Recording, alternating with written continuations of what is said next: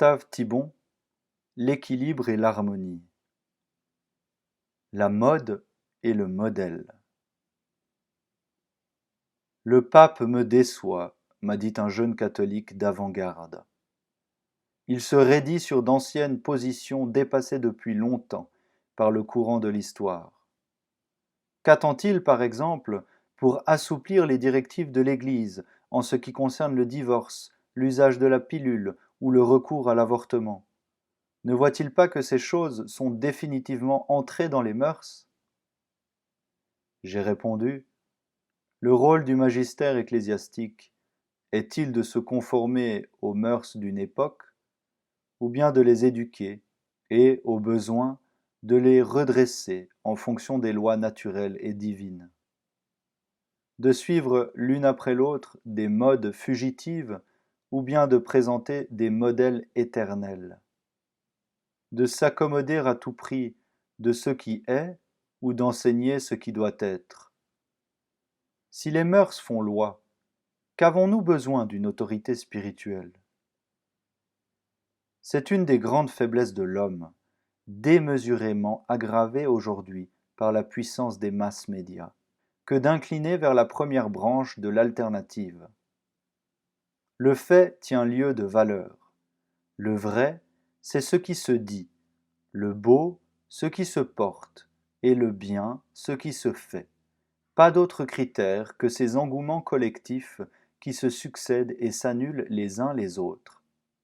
Les exemples de cette mentalité surabondent.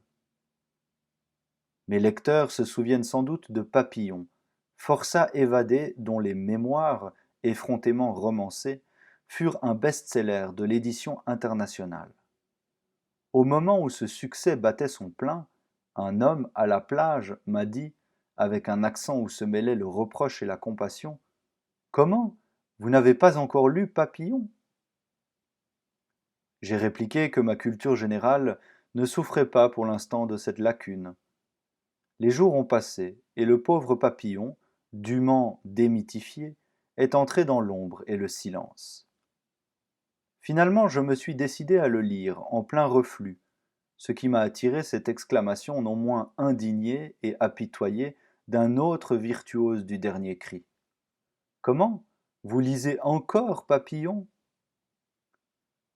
J'ai entendu vanter l'esthétique de la mini-jupe par des quadragénaires dodus, dont cet accoutrement faisait éclater à tous les regards les opulentes disgrâces.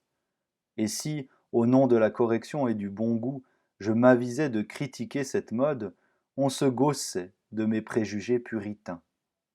Aujourd'hui, c'est la maxi-jupe rasant le sol qui se dessine à l'horizon de la nouveauté, et celui qui osera dire que la mini pourrait habiller élégamment certains corps jeunes et sveltes se verra infliger le reproche inverse, à savoir d'approuver le ridicule et l'impudeur. Ainsi, la valeur se mesure au nombre et la moyenne remplace la règle. La minorité a tort et la majorité a raison.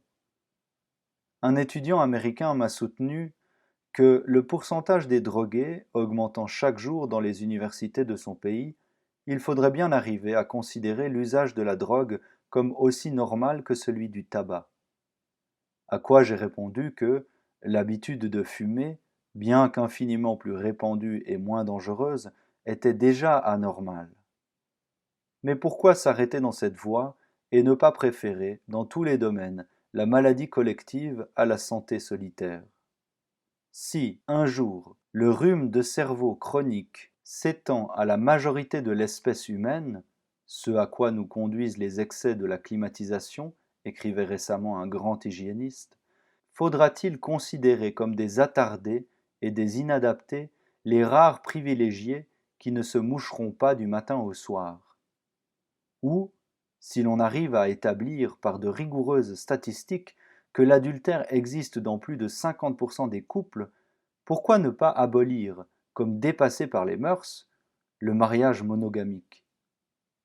Toute une littérature aiguillée vers l'émancipation sexuelle abonde déjà dans ce sens. Un des premiers devoirs de l'homme envers lui-même est de résister à cet entraînement de la foule et d'apprendre à choisir son chemin, à la lumière des principes immuables qui sont inscrits dans sa nature et confirmés par l'expérience des siècles. Ce qui implique deux règles essentielles, l'une concernant la pensée et l'autre l'action. Premièrement, ne jamais recevoir comme vérité une erreur admise, mais corriger sans cesse l'erreur en fonction de la vérité.